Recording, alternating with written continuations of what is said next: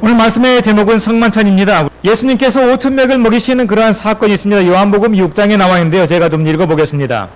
마침 유대인의 명절인 유월절이 가까운지라 예수께서 눈을 들어 큰 무리가 자기에게로 오는 것을 보시고 빌립에게 이르시되 우리가 어디서 떡을 사서 이 사람들을 먹이겠느냐 하시니 9절 여기 한 아이가 있어 보리떡 5개와 물고기 2마리가 가지고 있나이다. 그러나 이것이 많은 사람에게 얼마나 되겠사옵나이까 그랬습니다. 예수님께서 앞으로 가져왔을 때에 보리떡 5개, 물고기 2마리를 가지고서 축사하신 이후에 떼어서 사람들에게 나누어 주었습니다. 예수께서 떡을 가져 축사하신 후에 앉아있는 자들에게 나누어 주시고 물고기도 그렇게 그들의 원대로 주시니라. 그들이 배부른 후에 예수께서 제자들에게 이르시되 남은 조각을 거두고 버리는 것이 없게 하라 하시므로 이에 거두니 보리떡 5개로 먹고 남은 조각이 12바구니가 되었습니다. 그 사람들이 예수께서 행하신 이 표적을 보고 말하되 이는 참으로 세상에 오실 그 선지자라 하더라. 사람들이 먹고 풍성하게 먹은 다음에 하룻밤 자고 났더니 그 다음날 또 그 생각이 나는 것입니다. 그래서 다시 예수님을 쫓아갔습니다. 이튿날 바다 건너편에 서 있던 무리가 배 한 척 외에 다른 배가 거기 없는 것과 또 어제 예수께서 제자들과 함께 그 배에 오르지 아니하시고 제자들만 가는 것을 보았더니 예수님께서 제자들을 먼저 배 타고 먼저 출발해서 보냈습니다. 왜 그랬을까요? 이유는 간단합니다. 예수님을 잡아가지고 강제로 왕으로 세우려고 했습니다. 그래서 제자들을 먼저 보낸 다음에 예수님께서는 기도 안에 산에 가셨습니다.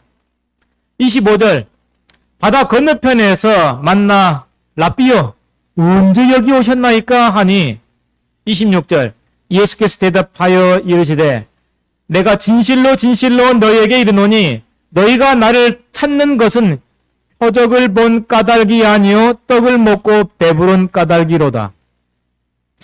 어제처럼 맛있게 한 번 더 먹었으면 좋겠다 라고 사람들이 생각한 것을 예수님께서 말씀하신 것입니다. 그래서 예수님께서 말씀하시기를 썩을 양식을 위하여 일하지 말고 영생하도록 있는 양식을 위하여 하라. 이 양식은 인자가 너희에게 주시리니 인자는 아버지 하나님께서 인치신 자니라 라고 합니다. 썩을 양식을 위해서 일하지 말라라고 예수님께서 얘기하시니까는 그들이 묻되 우리가 어떻게 하여야 하나님의 일을 하오리까? 여러분 어떻게 하면 우리가 하나님의 일을 할 수 있습니까? 예수께서 대답하여 이르시되 하나님께서 보내신 일을 믿는 것이 무슨 일이에요? 좀 큰 소리로요. 하나님께서 보내신 일을 믿는 것이 하나님의 일이니라 하시니 그들이 묻되 그러면 우리가 보고 당신을 믿도록 행하시는 표적이 무엇이니까? 하시는 일이 무엇이니까? 여태 표적을 봤잖아요. 보리떡 5덩이 그 다음에 물고기 2마리 가지고 5,000명이 이상의 사람들이 먹었는데 당신이 믿도록 하는 그러한 표적이 무엇입니까? 라고 묻는 것입니다.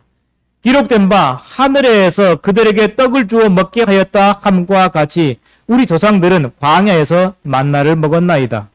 32절 예수께서 이르시되 내가 진실로 진실로 너에게 이르노니 모세가 너에게 하늘로부터 떡을 준 것이 아니라 내 아버지께서 너희에게 하늘로부터 참떡을 주시나니 하나님의 떡은 하늘에서 내려 세상에 생명을 주는 것이니라. 그들이 반응을 합니다. 주여 이 떡을 항상 우리에게 주소서. 지금 모세 시대를 생각하는 것입니다. 그 생명의 떡을 좀 우리에게 항상 주십시오라고 얘기를 해요. 35절 예수께서 이르시되 나는 다 같이 시작. 나는 생명의 떡이니 내게 오는 자는 결코 줄이지 아니할 터이요 나를 믿는 자는 영원히 목마르지 아니하리라 그랬습니다.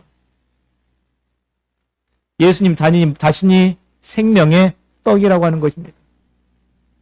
그러나 내가 너희에게 이르기를 너희는 나를 보고도 믿지 아니하노다 하였느니라. 아버지께서 내게 주시는 자는 다 내게로 올 것이요 내게 오는 자는 내가 결코 내쫓지 아니하리라. 내가 하늘에서 내려온 것은 내 뜻을 행하려 함이 아니요 나를 보내신 이의 뜻을 행하려 함이니라. 나를 보내신 이의 뜻은 내게 주신 자 중에 내가 하나도 잃어버리지 아니하고 마지막 날에 다시 살리는 이것이니라.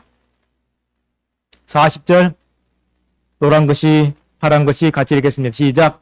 내 아버지의 뜻은 아들을 보고 믿는 자마다 영생을 얻는 이것이니 마지막 날에 내가 이를 다시 살리라 하시니라. 예수님을 믿는 것, 아버지의 뜻을 여러분이 행하는 것입니다. 아멘. 자기가 하늘에서 내려온 떡이라 하심으로 유대인들이 예수에 대하여 수군거려 이르되 이는 요셉의 아들 예수가 아니냐.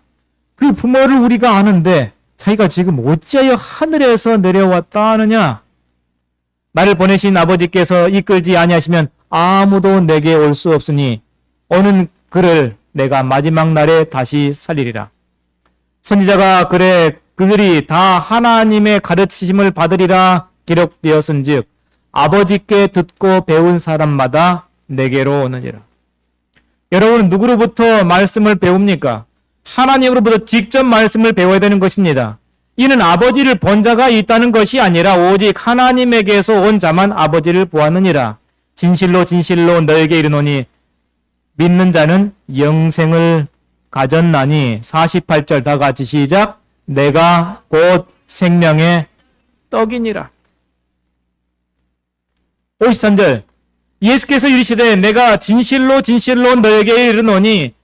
노란 것이 같이 읽겠습니다. 시작. 인자의 살을 먹지 아니하고 인자의 피를 마시지 아니하면 너희 속에 생명이 없느니라. 파란 것이 다 같이 시작. 내 살을 먹고 내 피를 마시는 자는 영생을 가졌고 마지막 날에 내가 그를 다시 살리리니 내 살은 참된 양식이요 내 피는 참된 음료로다. 내 살을 먹고 내 피를 마시는 자는 내 안에 거하고 나도 그 안에 거하리니 살아계신 아버지께서 나를 보내심에 내가 아버지로 말미암아 사는 것 같이 나를 먹는 그 사람도 나로 말미암아 살리라. 이것은 하늘에서 내려온 떡이니 조상들이 먹고도 죽은 그것과 같지 아니하여 이 떡을 먹는 자는 영원히 살리라. 사람들이 반응을 어떻게 하는가? 제자 중 군중이 아니에요. 제자 중 여럿이 듣고 말하되 어렵다. 누가 알아들을 수 있겠는가? 내 살을 먹고 내 피를 마시는 자는 영생하리라. 내 살을 먹고 내 피를 마시는 자는 내 안에 거하고 나도 그 안에 거하리라. 이러한 얘기를 하니까는 사람들이 아니에요. 제자들이 어렵다고 하는 거예요. 여러분도 어렵습니까? 어려울 수 있어요. 그래서 제가 주석을 가지고 왔습니다. 이 선언은 문자주의에 사로잡힌 청중들에게 더 큰 충격을 주었을 것인데 문자적으로 이것을 해석하면 안 되는 것입니다. 예수님의 살을 우리가 어떻게 먹고 예수님의 피를 어떻게 마십니까? 문자적으로 해석하면 안 돼요. 이는 율법이 식용으로 피를 사용하는 것을 구체적으로 금했기 때문이다. 만일 유대인들이 이 금지의 이유를 상기했다면 예수의 말씀의 의미를 더 잘 이해했을 것이다. 금지한 이유는 피가 생명이기 때문이다 그랬습니다.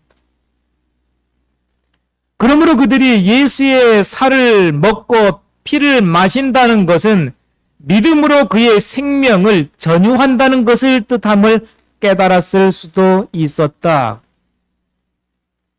이게 전유라는 또 어려운 말이 나옵니다. 예수의 살을 먹고 예수의 피를 마시는 것은 예수님의 생명을 전유한다는, 전유가 뭡니까? 전유물이라고 한 단어가 있죠. 전유물. 전유물 또 그런 단어 혹시 아십니까? 그렇죠. 내 거로 하는 거예요. 다른 사람 못 써. 전유물이라고 하는 것은 오직 나만 쓰는 것이 전유물입니다. 그 전유라고 하는 것은 오로지 예수님의 생명을 누구 것으로? 내 것으로 하는 거예요. 그래서 예수님의 피와 예수님의 살을 먹는다고 하는 것은 예수님의 생명, 영원한 생명이 누구 것이래요? 누구 것이래요? 그렇죠. 내 것이 되는 거예요. 그리스도의 살을 먹고 그의 피를 마시는 것은 그가 우리의 죄를 용서하시고 우리가 그 안에서 온전케 되는 것을 믿음으로 그를 개인의 구주로 받아들이는 것을 말한다라고 말하고 있습니다. 그래서 성만찬 예식의 가장 근본된 의미는 예수 그리스도의 영원한 영생의 생명을 누구의 것? 내 것으로 전유하는 것입니다. 전유. 오직 나만을 위해서 예수 그리스도의 생명이 주어지는 것을 얘기하는 것입니다. 그래서 예수님께서 성만찬을 우리에게 주신 것입니다. 내가 너에게 전한 것을 주께서 받은 것이니 곧 주 예수께서 잡히시던 밤에 떡을 가지사 축사하시고 떼어 가라사대 이것은 너희를 위하는 내 몸이니 이것을 행하여 나를 기념하라 하시고 또 식후에 이와 같이 잔을 가지시고 가라사대 이 잔은 내 피로 세운 새 언약이니 이것을 행하여 마실 때마다 나를 기념하라 하셨으니 너희가 이 떡을 먹으며 떡이 예수 그리스도의 살을 상징하고 이 잔 포도즙은 예수님의 피를 상징하는데 이 떡을 먹고 이 잔을 마실 때마다 주의 죽으심을 오실 때까지 전하는 것이니라. 누구의 생명을 가지고? 예수 그리스도의 영원한 생명을 내 것으로 삼고서 사는 것입니다. 그래서 성만찬의 원형은 6월절에 있는데 6월절 때에 양을 잡아가지고서 문 설주와 임방에 피를 바르고 그 고기를 불에 구워가지고 먹어야만 했습니다. 그것이 바로 예수님께서 그 6월절 의식을 예수님의 스타일로 다시 또 바꾸신 것입니다. 왜요? 상징이 이제 원형을 만난 것입니다. 6월절에 양이신 예수님께서 이제 이 세상에 와가지고 상징이 원형을 딱 만났기 때문에 원형이 이제 새로운 것을 우리에게 제시하는 거예요. 흠없는 하나님의 어린 양인 그리스도는 자기 자신을 속죄물로 지금 막 바치려고 하였으며 이렇게 함으로 그분은 4,000년 동안 당신의 죽음을 지적해 온 예표와 의식의 제도를 끝내실 것이었다. 6월절 예식을 통해서 예수님께서 우리의 죄를 대신해서 죽을 것을 상징하는 것이 이제 곧 예수님께서 6월절 양으로 십자가에 달려 돌아가실 것이었습니다. 그래서 이 성만찬 예식은 그리스도의 죽음의 결과로 이루어진 큰 구원을 기념하기 위하여 주신 바 되었다. 살을 먹고 피를 마신다고 하는 그 살을 준다고 하는 것은 그 동물의 희생을 상징하는 것입니다. 예수 그리스도의 살과 피를 준다고 하는 것은 예수 그리스도의 희생을 상징하는 것입니다. 그래서 예수 그리스도가 이 사람을 위해서 희생되었다라고 하는 것을 나타내기 위해서 그 집의 양쪽에 설주에 피를 발라였습니다. 그 다음에 임방에도 피를 발랐습니다. 양이나 염소를 잡아가지고 그래가지고 그 잡은 고기를 불에 구워 먹고 허리에 띠를 띠고 발에 신을 신고 손에 지팡이를 잡고 급히 먹는 것이 6월절 예식이었습니다. 그래서 7일 동안 무교병을 먹었습니다. 그래서 문 임방과 설주에 뭘로 이 피를 발랐을까요? 우슬초로 발랐습니다. 우슬초. 에조브라고 하는 그러한 이 풀인데 헬라어는 히소포스라고 합니다.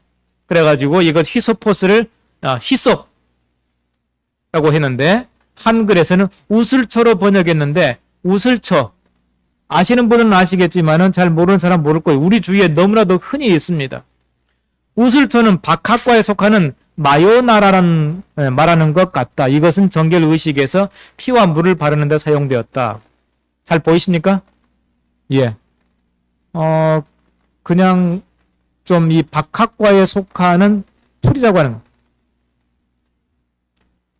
잘 보이시죠? 그 다음에 맨 저쪽에 있는 이 풀이, 뭐라고 얘기하면 좋을지 잘 모르겠지만 아무튼 그냥 잡초같이 자라는 그러한 풀입니다. 어디에 있는지 항상 다 자라요. 그래서 열왕기상 4장에 보면은 솔로몬의 지혜가 동쪽 모든 사람의 지혜와 애굽의 모든 지혜보다 뛰어난지라 그가 초목에 대하여 말하되 레바논의 백향목은 정말 우람하게 곧게 잘 자라는 그런 나무입니다.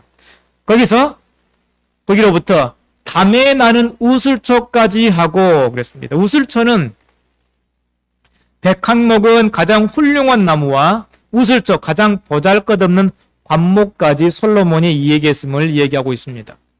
그래서 이 성만찬 예식을 이 준수하는 그러한 방법은 6월절 이 만찬과 성만찬 준비 방법이 조금 다릅니다.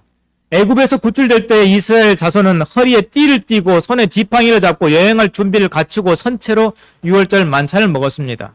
그들은 이 예식을 지키는 방법은 그들의 입장에서 합당한 것이었는데 그 까닭은 그들이 애굽 땅에서 쫓겨나와 광야를 통하여 고통스럽고 어려운 여행을 시작하려고 하였기 때문이다. 그런데 성만찬 예식은 그들은 이제 타국으로 쫓겨나가려는 자들이 아니요 저희 나라에 사는 자들이었다. 그들에게 주어진 안락한 생활에 맞추어 백성들은 기대어 앉은 자세로 6월절 만찬을 들었다. 식탁 주위에 있는 긴 의자가 놓여 있어서 손님들은 왼팔을 의자에 걸치고 바른 손으로 먹기에 자유스럽게 하도록 그런 자세로 앉았다. 이런 자세로서 손님은 자기 머리가 옆에 앉은 사람의 가슴에까지 닿을 수 있었다. 그리고 발은 의자 바깥으로 나오게 되어 사람이 좌석 바깥을 돌아가면서 씻을 수 있게 되었다. 어떤 모습인가? 지난번에 말씀드렸지만 이렇게 해가지고서는 씻을 수도 없고 애매합니다. 로마 시대에 사람들이 저녁 만찬은 이런 자세로 먹지 않고 이렇게 앉아서 저녁 만찬을 먹었습니다. 이 긴 의자, 평상 같은 곳입니다. 평상 같은 곳에 앉아가지고 이렇게 먹었습니다. 그래서 발은 저쪽 끝으로 내보내고 이렇게 기울이고 앉아가지고서 음식을 이렇게 해가지고 먹고 내 앞에 사람은 또 똑같이 해가지고 셋 해가지고 12명, 13명 이렇게 앉아가지고 음식을 먹는 것입니다. 중간에 사람들이 음식을 계속 갖다 주고 이런 식으로 해서 사람들이 저녁 만찬을 했는데 예수님께서 성만찬 할 때에도 이러한 모습으로 예수님의 제자들과 함께 성만찬을 했기 때문에 종들이 이렇게 앉으면은 발이 저 평상 바깥으로 나가기 때문에 종들이 돌아다니면서 발을 씻겨줄 수 있었습니다. 음식을 먹기 위해서는 이렇게 발을 씻겨야 되는데 발을 씻길 종이 없어요. 그래서 예수님께서 직접 수건을 허리에 딱 두르시고 대야에 물을 받아가지고 다니시면서 제자들의 발을 씻겨 주었습니다. 성만찬 예식은 누가 참석할 수 있는가? 누구나 다 참석할 수 있습니다. 누구는 안 돼. 누구는 돼. 막을 수 없어요. 성만찬 예식에는 하나님의 사자와 사단의 사자가 동시에 참석합니다. 그래서 성만찬 예식을 하고 나면 사단이 항상 사람들의 마음을 그냥 막 삐뚤어 놔가지고서 기분 나쁘게 만들 수 있습니다. 그래가지고 성만찬 예식에 정말 거룩하고 아름다운 가마가 순식간에 딱 사라지게 만들어요. 큰 소리가 나오게 만듭니다. 성질나게 만들어가지고 소리를 웩 지르고 그냥 나가게 만들어요. 많은 경우에 제가 그걸 봤습니다. 오늘 그런 사람이 없기를 바랍니다. 흑암의 왕에게서 보냄을 받은 사자들이 그곳에 있게 되는데 그 이유는 그들이 성령의 인도하심을 거절하는 모든 자들에게 시중을 들어가지고 감화를 싹 다 사라지게 하는 것입니다. 뿐만 아니라 하늘의 천사들도 역시 참석합니다. 눈에 보이지 않는 이 방문객은 이러한 때에는 언제든지 항상 참석합니다. 그래서 성만찬은 예수님의 재림을 가리키는데 너희가 이 떡을 먹으며 이 잔을 마실 때마다 주의 죽으심을 오실 때까지, 재림 때까지 전하는 것입니다. 그래서 예수님의 영생을 받는 법은 내 살을 먹고 내 피를 마시는 자는 영생을 가졌다라고 선언했기 때문에 성만찬의 떡과 포도즙을 먹고 마시는 사람은 뭘 갖게 되는 거예요? 예수 그리스도의 영원한 생명을 얻게 되는 것입니다. 성만찬을 하는 이유, 너희가 다 이것을 마시라. 이것은 죄 사함을 얻게 하려고 많은 사람을 위하여 흘리는 바 나의 피, 곧 언약의 피니라. 예수 그리스도의 피가 우리의 모든 죄악을 깨끗하게 사하는 것입니다. 그래서 성만찬 참석의 효과는 믿음으로 우리 주님의 큰 희생을 깊이 생각할 때 그 영혼은 그리스도의 영적 생애와 같아지게 된다. 얼마나 감사합니까? 예수 그리스도의 영적 생애와 같아지게 되는 것입니다. 그 사람은 모든 성만찬 예식 때마다 영적 능력을 받을 것이다. 이 예식은 신자로 그리스도와 밀접한 관계를 맺게 하는 산 연결을 이루고 그리고 하나님과도 밀접한 관계를 맺게 한다. 그래서 하나님과의 관계를 잘 맺는 그러한 신앙을 할 수 있도록 하는 것입니다. 그리스도를 생각하면 할수록 더욱더 우리는 내게는 우리 주 예수 그리스도의 십자가 외에 결코 자랑할 것이 없으니 그리스도로 말미암아 세상이 나를 대하여 십자가에 못 박히고 내가 또한 세상에 대하여 그러하니라. 고 말한 사도의 말을 더욱더 완전히 받아들이게 되는 것입니다.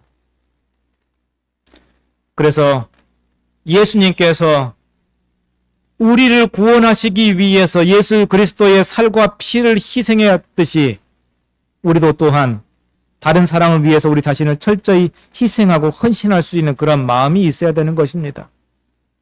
그래서 그리스도의 아낌없이 주는 그 사랑이 우리에게 성만찬이 되었습니다. 우리도 또한 바라지 않고 주는 사랑을 아는 교회가 성장하는데 주기만 하는 교회, 주기만 하는 그러한 내가 되어야 되는 것입니다. 누가 그랬기 때문에 예수님께서 철저하게 줄 수 있는 그러한 사랑을 우리가 배우는 오늘 성만찬 되기를 바랍니다.